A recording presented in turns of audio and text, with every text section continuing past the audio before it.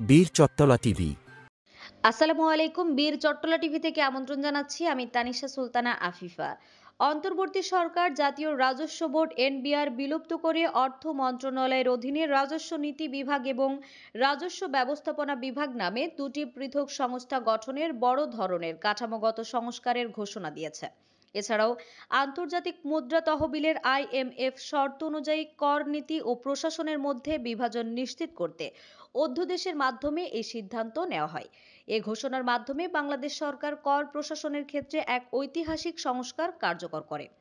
সরকারের দায়িত্ব গ্রহণের দশম মাসে এসে এটি নিঃসন্দেহে একটি দৃষ্টান্তমূলক ও যুগান্তকারী পদক্ষেপ। বীর চট্টলা টিভি বিভিন্ন বিষয়ে পর্যালোচনা করে দেখতে পায় যে এর মাধ্যমে জাতীয় রাজস্ব বোর্ড এনবিআর বিলুপ্ত করে রাজস্ব ব্যবস্থাপনায় দুটি স্বতন্ত্র কর্তৃপক্ষ গঠন করা হয়েছে। নতুন কাঠামোয় কি পরিবর্তন এসেছে তা বীর চট্টলা টিভি তুলে ধরছে। নতুন ব্যবস্থাপনায় রাজস্ব প্রশাসন এখন দুটি আলাদা বিভাগে বিভক্ত। এক, রাজস্ব নীতি বিভাগ। দুই, রাজস্ব প্রশাসন বা ব্যবস্থাপনা বিভাগ। এই কাঠামো অনুসরণে বাংলাদেশ বিশ্বের উন্নত অর্থনীতির পথ ধরেছে, যেখানে নীতি প্রণয়ন এবং বাস্তবায়ন সম্পূর্ণ পৃথক থাকে। ফলে নীতি নির্ধারকরা সরাসরি কর আহরণে যুক্ত থাকবেন না, কর আদায়কারীরাও নীতি নির্ধারণে হস্তক্ষেপ করতে পারবেন না। এই বিভাজনের মাধ্যমে স্বচ্ছতা, জবাবদিহিতা এবং পেশাদারিত্ব অনেকাংশেই নিশ্চিত হওয়ার সম্ভাবনা তৈরি হয়েছে। উচ্চ পর্যায়ে পরামর্শ কমিটি নীতি নির্ধারককে আরও কার্যকর ও যুক্তিসঙ্গত করতে একটি উচ্চ পর্যায়ের পরামর্শ কমিটি গঠিত হবে। এতে থাকবেন খ্যাতিমান অর্থনীতিবিদ, কর আইন ও নীতিতে পারদর্শী বিশেষজ্ঞরা, ব্যবসায়ী নেতা, পেশাজীবী সংগঠনের প্রতিনিধি। একমাত্র লক্ষ্য থাকবে রাজস্ব নীতি হবে বাস্তব ভিত্তিক, যৌক্তিক এবং ব্যবসা বান্ধব। কেন এনবিআর সংস্কার অত্যাবশ্যক হয়ে উঠেছিল?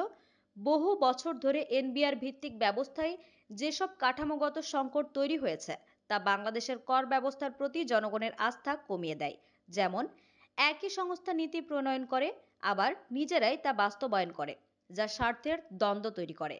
অনেক সময় নীতির পরিবর্তে রাজস্ব লক্ষ্যমাত্রা পূরণই একমাত্র লক্ষ্য হয়ে দাঁড়ায়। ফলে ব্যবসা বান্ধব নীতি গড়ে ওঠে না।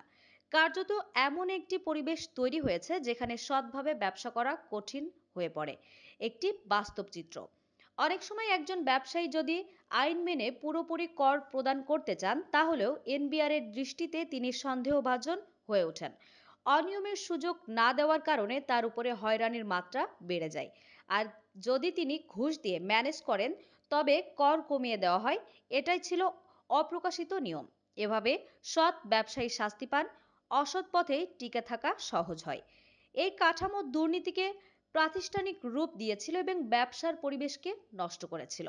ভবিষ্যৎ সম্ভাবনা ও সুফল এই সংস্কার পুরোপুরি বাস্তবায়িত হলে বাংলাদেশ একটি আধুনিক ও ন্যায়ভিত্তিক রাজস্ব ব্যবস্থায় উত্তীর্ণ হবে। এর সম্ভাব্য সুফলগুলো হলো: নীতি ও বাস্তবায়নের বিভাজনে জবাবদিহি বাড়বে, রাজনৈতিক প্রভাব হ্রাস পাবে এবং পেশাদারিত্ব প্রতিষ্ঠিত হবে।